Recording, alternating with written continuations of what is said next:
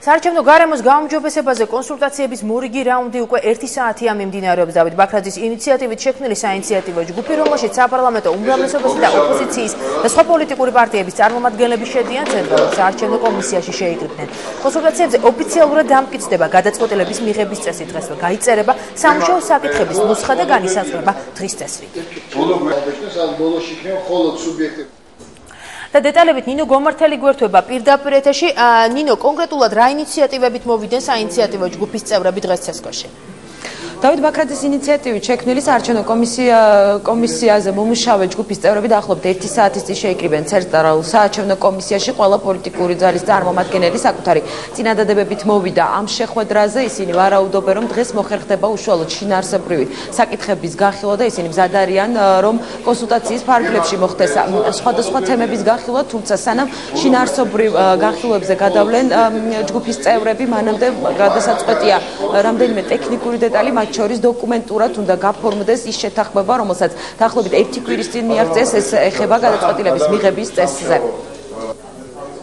უნდა დაავადდუსტოთ და დავადგინოთ, ასე ვთქვათ, გადაწყვეტილების მიღების წესი. აქედან გამომდინარე, სახელი დავარქვათ ამას.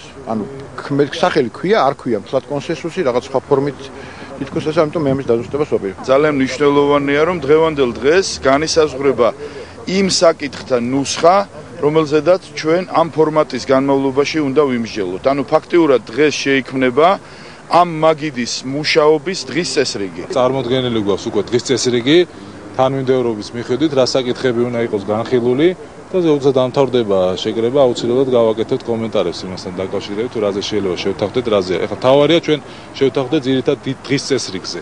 რა საკითხების თანმიმდევრობა როგორ უნდა განვიხილოთ. გრაფიკი პრეზენტაციების, თემების, რომელიც აინტერესებთ მაგიდასთან წარმოდგენილ პარტიებს, იქნება შეთანხმებული. რესპუბლიკური პარტია იმ 8 პოლიტიკურ ორგანიზაციასთან ერთად ჩვენ მზად ვართ 8-9 მნიშვნელოვან საარჩევნო თემაზე პრეზენტაციებისთვის. ჩვენი ამორჩეველი ჩვენგან ნამდვილად არ მოელის, რომ მესამეჯერ ხვდები და მესამეჯერ საუბრობთ, ვი როგორ მიიღებს გადაწყვეტილებას და თავარი არის ჩვენი ამორჩეველი რასელი ჩვენგან დროზე დავიწყოთ თემატური მსჯელობა. იმედი მაქვს, რომ დასრულდება ტექნიკურ საკითხებზე დღეს საუბარი და შეთანხმება მოხდება უკვე წერილობით შემოთავაზება ამასთან დაკავშირებით.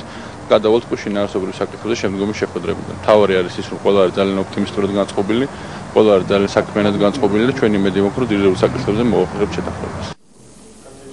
საარჩევნო კოდექსზე მომუშავე ჯგუფში 15-მდე პოლიტიკური პარტია გაერთიანებული და წინასწარი შეთანხმება არის ის, რომ დღევანდელი შეხვედრა დაახლოებით 3 საათს გასტანს. აქედან გამომდინარე ჯგუფის წევრები ვარაუდობენ, რომ დღესვე მოხერხდება შინაარსობრივ საკითხებზე შეთანხმებაც.